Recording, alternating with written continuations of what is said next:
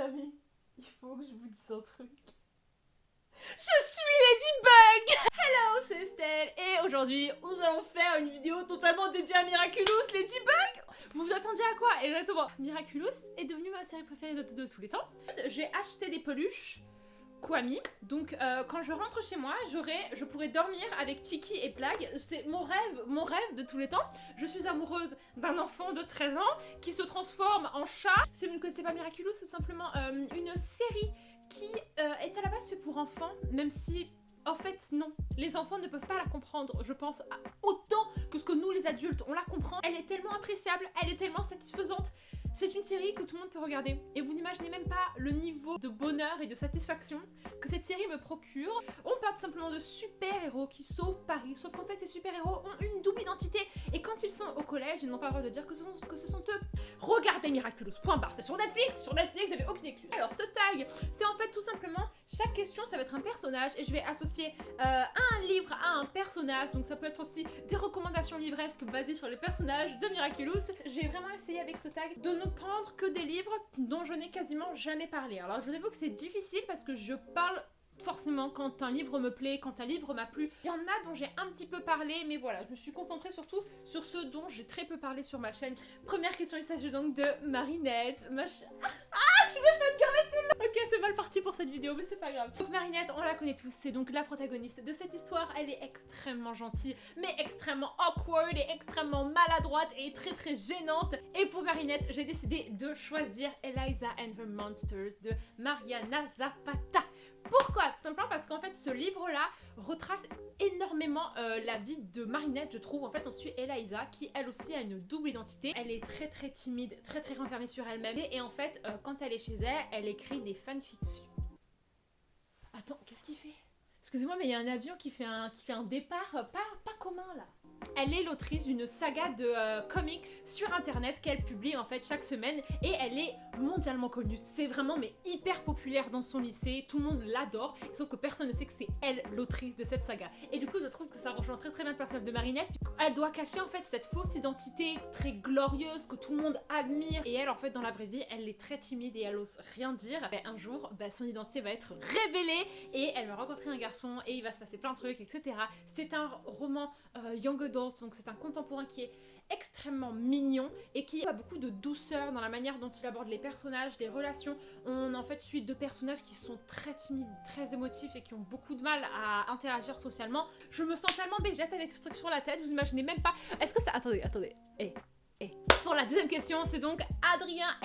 Alors là, en fait, je vous explique le problème. J'ai regardé saison 1, 2 en français et la 3 je l'ai regardée en anglais et du coup dans ma tête tout se mélange. Qui est donc une célébrité de renommée mondiale, qui est adorée par tout le monde, c'est vraiment la star, c'est l'enfant prodige. Et donc pour ça il faut choisir un livre qui pour vous avait une énorme hype mais qui était totalement mérité parce que la hype de Adrien elle est méritée, ce mec est un ange. Alors là c'est la seule question où en fait j'ai dû choisir des livres qui étaient très connus mais qui à mon goût méritent leur hype. Voilà, Heartstoppers de Alice Oseman, ça mérite sa hype. Et même avec la dose de hype que ce livre avait, ça m'a quand même époustouflé. Je trouve que ce livre, quoi qu'il arrive, sera toujours époustouflant parce qu'il est dans la simplicité. La beauté de ce livre, c'est que justement, il va droit au but avec un message qui est très important.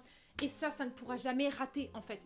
Ce livre ne pourra jamais rater son impact et c'est pour ça que je l'adore autant et que ce sont des BD qui sont très importantes pour moi. Ce sont des comics très doudous, très douces qui parlent de coming out, qui parlent de santé mentale, qui parlent de tout ce que des adolescents peuvent vivre dans leur vie d'adolescence, qui parlent de premier amour, etc.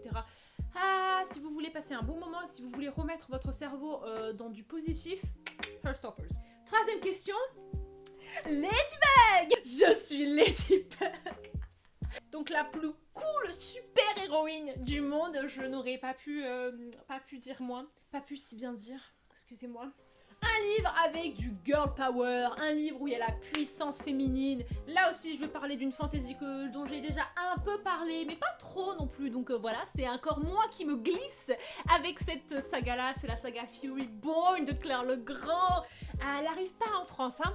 Elle a du mal à arriver en France, celle-là. Mais je pense que c'est parce que, en fait, ça n'a pas été une fantasy qui a été mainstreamed dès son départ. Et après, le truc, c'est qu'elle n'est pas traduite. Et je pense pas qu'elle va être traduite parce que justement, elle n'a pas eu l'énorme hype. C'est l'histoire de deux reines, Eliana et...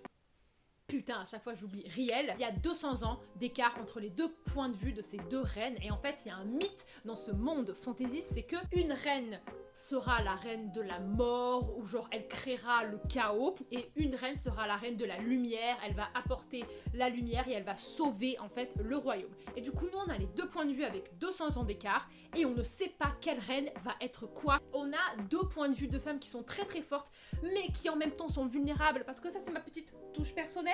Une femme forte, ça peut être une femme sensible. Une femme forte, c'est pas forcément une fille avec des dagues comme ça qui va poignarder des gens, qui va être badass. Une femme forte, elle peut pleurer. Une femme forte, elle peut avoir des bad days, elle peut avoir des moments où elle a pas envie, elle peut avoir des moments où elle craque, où elle fait les mauvais choix. Ce que j'aime dans ces livres, c'est que c'est pas le cliché du personnage principal badass. En fait, on a plus un côté très, très humaine de la femme qui est...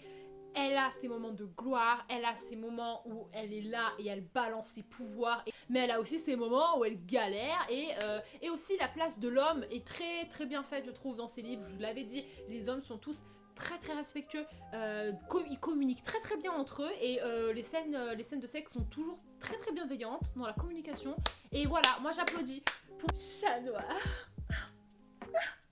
Toujours présent. Donc ça c'est mon mec, hein, il a 13 ans mais il est toujours en train de flirter, toujours en train de lâcher des blagues, c'est un dragueur, c'est un punchliner, tout ce que vous voulez. Et du coup pour cette question il faut choisir un livre qui a joué avec tes émotions, parce que je sais pas vous, mais oulala, ses émotions je trouve sont mises à tellement dure épreuve. Ce mec a un cœur mais de fou, mais en même temps il est fou, il pourrait faire une dissertation sur lui en entier. J'ai décidé de parler de deux histoires qui ont un côté très très fun, très très drôle, mais vraiment je me suis tapé des barres quand j'ai lu ces livres, mais en même temps ces livres aussi ont joué avec mes émotions parce que y a eu des hauts et des bas de fou. Premièrement, la saga Felicity Hadcock de Sophie Jomain, c'est une saga New Adult paranormal qui est mais géniale. Franchement, si vous voulez des livres qui vous mettent un petit peu dans la même ambiance que Jennifer Armentrout mais français, allez foncez sur eux. En fait, c'est l'histoire de Felicity qui était une fille sa vie était totalement normale, et en fait un jour elle tombe nez à nez avec un ange, et en fait cet ange lui révèle que les démons existent, les loups-garous, les vampires, tout ce que tu veux, et en fait c'est un peu de la urban fantasy, et Felicity elle va être un peu mélangée à tout ça, elle aussi elle va avoir son rôle à jouer. Il y a un petit triangle amoureux des familles avec l'ange, le démon, voilà, on connaît, c'est la base, mais voilà, avec ces livres on n'est pas là pour se prendre la tête, on est là pour passer un bon moment, et clairement jouage avec les émotions d'Estelle, mais mon cœur s'est brisé pour ensuite se remettre ensemble, mais bref, ça rigole dans tous les sens, et moi j'ai vraiment adoré donc cette saga là. Et ensuite on a évidemment Top Secret de Elle Kennedy et Sabrina Bowen. Ensuite on sort de Keaton qui avec sa meuf depuis 5 ans je crois, ils se sont mis ensemble quand ils étaient fin collège, et là ils sont à l'université, ils sont toujours ensemble, et en fait leur couple est devenu très très très plat, et du coup sa meuf elle lui dit: chérie, je crois que j'ai une petite idée pour relancer le spice de notre couple, moi j'aimerais bien essayer de faire un plan à 3. Et elle lui dit: je te donne la charge de trouver le deuxième mec. Lui il va sur Grindr. En fait il commence à tchatcher avec un mec, le courant passe très très très très bien.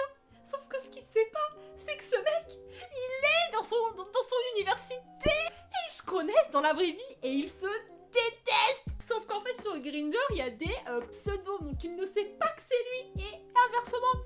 Donc là, je remballe sur les debugs parce que c'est comme dans Miraculous, ils ne savent pas qu'ils parlent à quelqu'un qu'ils connaissent dans la vraie vie. On le sait parce qu'on a leurs deux points de vue, et on les voit dans la vraie vie s'envoyer des pics et se cracher dessus, et après le soir ils sont là, ils textotent et tout, ils sextotent aussi pas mal. Que Keaton commence à développer des sentiments pour lui, et il commence à se questionner sur sa sexualité, et en fait le moment du plan A3 arrive, et toi t'es là, tu te dis mais comment ça va se passer? Ça, c'est tellement drôle. La situation s'emballe de quelque chose de très très très très drôle, même si vers la fin il y a des sujets un petit peu plus difficiles comme l'homophobie etc qui sont abordés. C'est très très très new adult, très très très new adult, donc si jamais vous ne voulez pas des scènes explicites, ciao. La question numéro 5 c'est le love carré. C'est un principe que je veux que ça se démocratise. Écrivez des livres avec un carré amoureux les amis, vous n'imaginez même pas ce que vous ratez. Ladybug, Chat Noir, Marinette, Adrien, une romance qui t'a emmené faire les montagnes russes. Et donc pour ça, j'ai décidé de vous parler encore une fois d'une fantaisie. Mais qu'est-ce qui se passe? Estelle parle de fantaisie aujourd'hui. C'est un livre dont je n'ai jamais parlé. Le schéma de ce livre est vraiment inédit. Il s'agit de la saga, donc de la trilogie And I Darken de Kirsten White. Réécrit l'histoire de Vlad l'Empaleur, mais en fait c'est une fille, Vlad l'Empaleur, elle s'appelle Lada. Et en fait, donc c'est l'histoire de Lada et Radu. Quand ils étaient petits, leur royaume Wallachia, un truc comme ça, s'est fait détruire. Et du coup, ils ont été récupérés par l'Empire ottoman. Et en fait, Lada, elle a la haine à l'intérieur d'elle que son pays a été détruit. Et du coup, elle a grandi en se disant « je vais venger mon pays ». Tandis qu'en fait, Radu, lui, il s'est fait très ami avec le sultan de l'Empire ottoman, donc entre guillemets l'ennemi. Il est secrètement amoureux depuis toujours de ce sultan, mais lui, il peut pas trop se permettre d'être amoureux parce que c'est le sultan. Et en fait, ça part. Comment cette histoire? Lada va putain de pécho le sultan alors que son frère est amoureux du sultan. Le triangle amoureux, c'est genre un frère et une sœur qui veulent pécho la même personne. Et ça, c'était incroyable. Parce qu'en fait, le problème, c'est que Lada donc, est Vlad l'Empaleur, très stratégique dans sa tête, très ambitieuse, très déterminée. Et en fait, elle va se taper le sultan, mais sans aucun scrupule, parce qu'en fait, elle ne sait pas que son petit frère en est amoureux, et son petit frère, il va être, mais le cœur brisé, mais en même temps, c'est sa sœur. Donc, vous voyez, c'est hyper difficile, je trouve, de gérer ce genre de relation, parce que c'est pas juste la rivalité. C'est ta sœur dont tu es rivale. Elle coupe des têtes et tout. Enfin, la meuf, elle est totalement waouh. Et Radu, il est hyper mignon. Genre, Radu, c'est mon bébé. Et en même temps, étant donné que c'est sa sœur, quoi qu'elle fasse, il va toujours la pardonner. La question numéro 6. Alia, la meilleure amie. Donc, l'amie la plus fidèle. Et pour cette question, il faut parler d'un personnage secondaire. J'ai repassé tout mon carnet de livres et je n'ai pas trouvé du tout. Donc en fait, je suis allée avec quelque chose que tout le monde connaît. Et pour le coup, c'est la grosse vérité. Je tiens plus aux personnages secondaires qu'aux personnages principaux. C'est Akotar. Akotar de Sarah J. Maas. Moi, dans ma vie, je suis avec Elaine et Lucien et Azriel. Ma vie dépend du destin de Elaine, Lucien et Azriel. Si jamais ils nous font pas du polyamour, je leur défonce la tête. Question numéro 7, Chloe. Fille qui est absolument imbue de elle-même, qui est très braggy, donc qui se la pète, etc. Il faut parler d'un livre qui nous a déçus par son manque de profondeur. Et je voudrais rebondir sur cette question. J'aime pas quand on dit qu'un livre manque de profondeur parce que ce n'est pas une loi qu'un livre soit forcément hyper spirituel ou hyper profond. C'est pas marqué que pour qu'un livre soit bien, il faut qu'il ait un message. Pas forcément. Moi, par exemple, je lis beaucoup de livres qui sont là purement pour que je m'éclate. Il n'y a pas de message. J'aime pas en fait quand on utilise le mot sans profondeur pour dénigrer un livre parce qu'il y a des livres géniaux qui n'ont pas forcément un message très important. Et c'est pas grave. Je vais plutôt tourner cette question en un livre dont j'attendais plus. 99% Mine de Sally Thorne. Alors ça, c'est la malédiction du deuxième livre. Sally, elle a commencé par The Hating Game, qui est donc une romance new adult, qui a explosé, qui a été le #1 romance pendant des années. C'est dur de rebondir avec quelque chose de mieux. En fait, elle avait un petit peu tout donné pour ce premier livre, et le deuxième, en comparaison, il était vraiment pas top. J'avais l'impression qu'elle était très stressée, parce que ça allait pas forcément être mieux que son premier livre, et que du coup, elle a fait plein de choses, mais sans vraiment y réfléchir. J'adore Sally, et je pense que c'était juste un excès de panique, qu'elle ne savait pas quoi faire. Question numéro 8, le maître fou, le gardien de Miraculous. La voix de la sagesse, la personne qui est toujours là, et qui a toujours deux pas d'avance, une longueur d'avance sur la situation. Un livre qui a vraiment été pensé à fond et que tout était à sa place et qu'on sent le travail. Alors évidemment, on va sortir du milieu les livres dont ceci est la définition. Le soleil est pour toi de Jenji Nelson et Captive Prince, j'en ai déjà parlé. Mais du coup, je vais vous parler d'un livre qui pour moi a plus le côté sagesse et en même temps, on sent que l'auteur, il a réfléchi des années à faire ce truc. C'est We Are the Ants, qui n'est pas traduit pour le moment. Et c'est tellement dommage parce que ce livre est unique. Je n'ai jamais eu un livre comme ça de toute ma vie, je l'ai eu l'année dernière. En fait, on va suivre l'histoire de Henry. On commence l'histoire et on sait que ça fait 1 an que l'amour de sa vie est mort. C'était un garçon qui s'appelait Jesse et en fait, cette histoire parle énormément de deuil et de comment on arrive à se reconstruire en fait quand on a perdu une personne dont on pensait était toute notre vie. Et en fait, ce mec, Henry, ce qu'on ne sait pas, c'est que il se fait enlever par des extraterrestres une fois par mois. Les extraterrestres lui ont confié une mission. Il veut que Henry décide si jamais l'humanité mérite de continuer d'exister ou non. Et si jamais Henry dit non, l'humanité c'est trop dur, les humains sont trop méchants, et ben il pourra appuyer sur le bouton qui décimera la planète Terre et on n'entendra plus jamais parler des humains. C'est toute cette question-là de pourquoi vivre? Qu'est-ce qui mérite d'être vécu? Qu'est-ce qui est beau dans la vie? Cette question est très très importante et en fait, elle est très bien posée dans ce livre parce que justement, on pose cette question à une personne qui a tout perdu, pour qui la vie est devenue mais horrible, est devenue souffrance, et ben il va finir par trouver quelque chose. En fait, c'est la quête de qu'est-ce qui est beau dans la vie et qu'est-ce qui ne mérite pas d'être détruit en fait. Et c'est pour ça que j'ai vraiment adoré cette histoire parce qu'il y a tout le côté extraterrestre que moi vous savez j'adore ça et ce côté réflexion et spiritualité sur la vie. Voilà, je n'ai plus de batterie, je vais me détransformer, j'ai plus de batterie, je vais me détransformer. J'espère que cette vidéo vous a plu, n'hésitez pas à refaire ce tag de Miraculous les amis, il faut faire ce tag de Miraculous. Je vous fais des gros bisous et je vous dis à plus tard dans une prochaine vidéo, bye bye.